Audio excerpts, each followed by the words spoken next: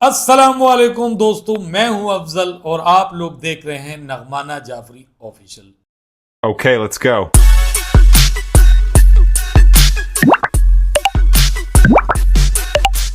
Channel. دوستو آج آپ کو میں اکیلا نظر آ رہا ہوں، بلکہ میں ہوں ہی اکیلا، کیونکہ آج تمہاری جو دوسری ہماری ہوسٹ ہوتی ہے لیلا جی، وہ بنا رہی ہے سالن.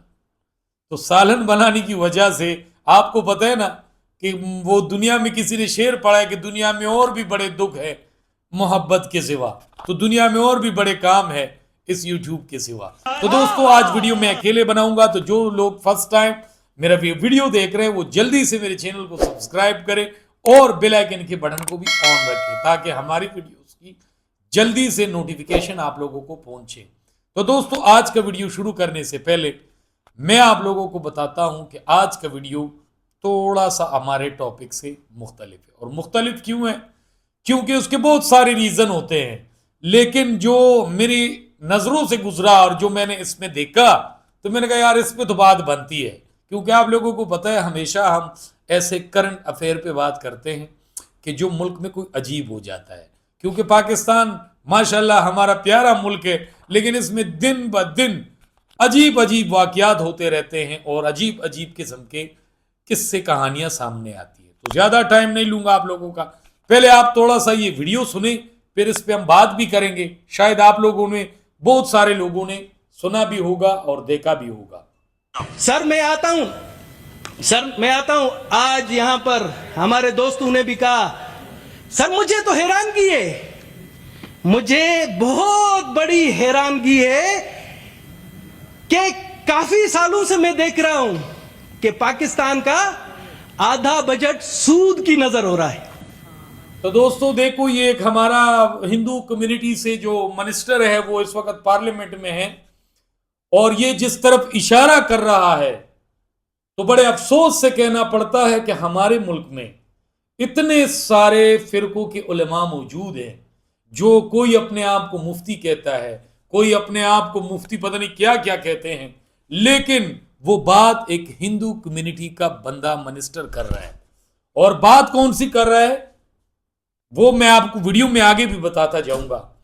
تو دوستو جب یہ بندہ بیان کر چکا اور ویڈیو ریکارڈ ہو گئی اور یہ یعنی کہ سامنے آیا تو میں نے سوچا کہ اس پہ اس لیے بات آپ لوگوں سے ضروری ہے کہ یہ واقعی کہ ہمارے ملک میں IMF قرض دیتا ہے اور اس سے ہمارے پاکستانی جو قانون ساز لوگ ہیں، جو اپنے آپ کو پاکستان کے ورثاء کہتے ہیں کہ شاید ان کے بغیر ہمارا ملک چل نہ سکے یا ان کے خدمات کے بغیر ہمارا ملک ترقی نہیں کر سکے گا. افسوس کی بات ہے اس پارلیمنٹ میں بیٹھے ہوئے تقریباً 500-400 لوگ ایک مسلمان ملک کے پارلیمنٹ میں بیٹھے ہیں، لیکن تقریر کور کر رہا ہے ایک ہندو برادری کا ایک جو منسٹر ہے وہ کہہ رہا ہے.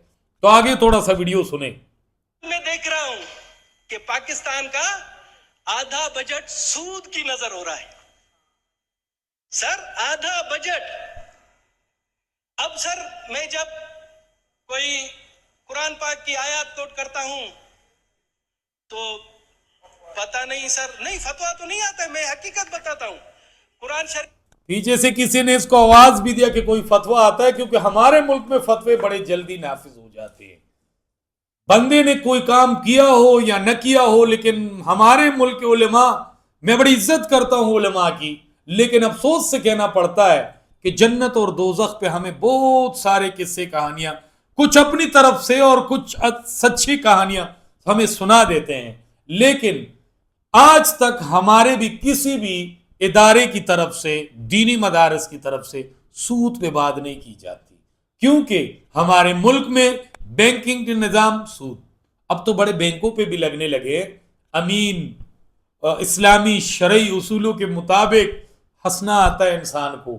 اور وہ بھی حیرانی کی بات یہ کہ ہمارے ملک میں جو مفتی صاحب جو فتوے لیتے ہیں، کوئی مثال ایک فتویٰ لینے کی 1000-2000 روپے لے لیتے ہیں.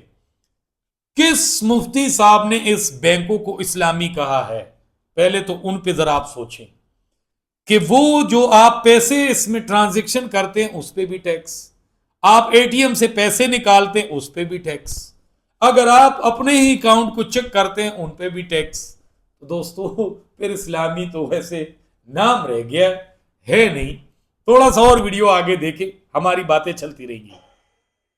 تو پتہ نہیں سر, نہیں فتویٰ تو نہیں آتا, میں حقیقت بتاتا ہوں, قرآن شریف کی آیات میں حقیقت بتاتا ہوں کہ سر سورہ البقرہ آیت نمبر 275 میں جو لوگ سود کھاتے ہیں قیامت کے دن اس شخص کی طرح کھڑے ہوں گے جیسے شیطان چھوڑ کر مخبوط الواز بنا دیتا ہے, پاگل بنا دیتا ہے, اس طرح سے وہ کھڑے ہوں گے. سر سورہ البقرہ 278 میں اے ایمان والو اللہ سے ڈرو اور جو سود باقی رہ گیا اسے چھوڑ دو اگر تم مومن ہو, پھر اگر تم نے ایسا نہ کیا تو اللہ اور اس کے رسول کی طرف جنگ کے لیے تیار ہو جاؤ. سر اچھا, اسی طرح ایک بہت خطرناک سر اسلام, جنہوں نے اسلام قبول کیا ہے جو مسلم ہے ان کے حوالے سے, تو میں کیسے اسلام قبول کروں سر؟ سر یہ دوستو آپ نے سنا کہ پارلیمنٹ میں اندر سے کسی منسٹر نے ان کو آواز بھی دیا کہ آپ اسلام قبول کر لیں, تو انہوں نے جواب ان کو یہ دے دیا کہ پہلے آپ لوگ تو اسلامی بنو پھر میں اسلام قبول کروں گا.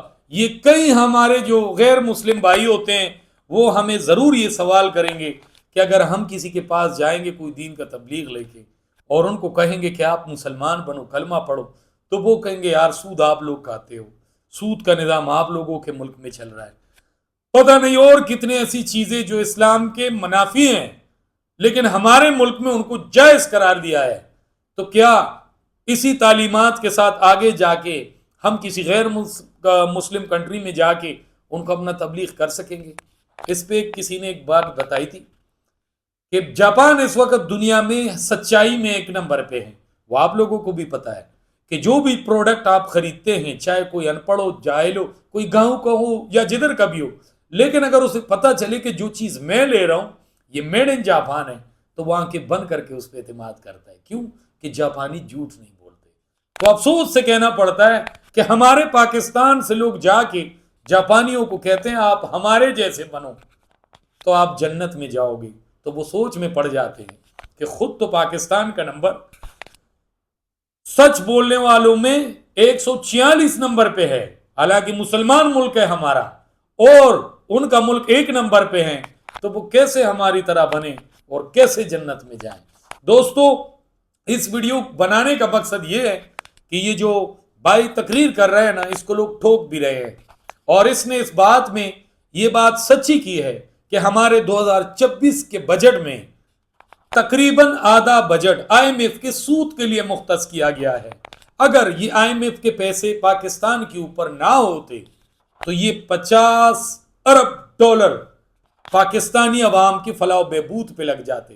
لیکن یہاں پہ ایک سوال ضرور اٹھتا ہے, اور آپ لوگ میرا ویڈیو بھی دیکھ رہے ہیں, مجھے کمنٹ سیکشن میں ضرور بتائیں کیا یہ جتنا سود پاکستان پہ آئی ایم ایف کا چڑھا ہے کیا یہ پیسے پاکستانیوں پہ ہم پہ لگے ہیں یا ہمارے ملک کے بڑے اشرافیوں نے یہ پیسے اپنے اپنے اکاؤنٹوں میں دوسرے ملکوں میں منتقل کیے ہیں. میری ویڈیو کا مقصد کوئی ایسا نہیں ہے کہ میں کسی پارٹی سے ہوں یا کسی گورنمنٹ پہ تنقید کر رہا ہوں, لیکن سوال پوچھنا ہمارا حق ہے کیونکہ ہم ہی یہی پیسے ٹیکس کی شکلوں میں پاکستانی عوام بھرتے ہیں. کیا ان سے پاکستان میں ترقیاتی کام ہوئے ہیں؟ نہیں دوستو, یہ آپ لوگوں کے پیسے. اس وقت ایک پاکستانی 3.5 لاکھ روپے قرضدار ہے. جو بچے کل کو پیدا ہوئے ہیں وہ بھی 3.5 لاکھ روپے قرضدار ہے. وہ بچے دنیا میں آ کے ہمارے گریبان آخرت میں نہیں پکڑیں گے کہ ہم تو ابھی پیدا ہوئے ہیں, ہم نے تو اس ملک کا پانی بھی نہیں پیا, پھر بھی ہم مقروض ہیں. کیونکہ ہمارے ملک کے ناقص پالیسیوں سے یہ سب کچھ اس ملک میں ہو رہا ہے. اور اس بھائی نے جو ویڈیو بنایا ہے اور اس نے جو بیان کیا ہے یہ بالکل سچ ہے کہ اس وقت پاکستان کا 50% بجٹ اللہ اور اللہ کے رسول صلی اللہ علیہ وآلہ وسلم سے جنگ کی شکل میں, یعنی کہ ہم سود میں دے رہے ہیں. اللہ نے قرآن میں کہا ہے سود لینے والا سود دینے والا, جو دینے والے ہیں وہ تو یہودی ہیں, جو لینے والے ہیں وہ اپنے آپ کو اسلامیہ جمہوریہ پاکستان کے حکمران کہتے ہیں یا یہاں کی گورنمنٹ کہتے ہیں یا یہاں کے وہ لوگ جو اس ملک کے نظام کو چلا رہے ہیں. دوستو ٹوپی ڈرامہ ہے. جو پیسے ہم نے لیے ہی نہیں जो पैसे हमने कहे नहीं, जो हमारे बच्चों पे, हमारे तरक्याती कामों पे लगे ही नहीं है, वो पैसे आवाम। तो दोस्तों वीडियो बनाने का मकसद ये था कि जो चीज़ें हमने कहे नहीं है वो किसी रेस्टोरेंट पे हम पैसे क्यों दें। लेकिन बहरहाल वीडियो से आप लोग मुत्तफिक हो या ना भी हो, ज़रूर कमेंट सेक्शन में बताएं कि इस वीडियो के बारे में और मैंने जो आप लोगों को बातें बताई हैं और आज जो मैंने अकेले वीडियो बनाया इसके बारे में ज़रूर अपने राय का इजहार करें। उस वक्त तक मिलते हैं किसी दूसरी टॉपिक पे। खुश रहें, आबाद रहें, हंसते और मुस्कुराते रहें।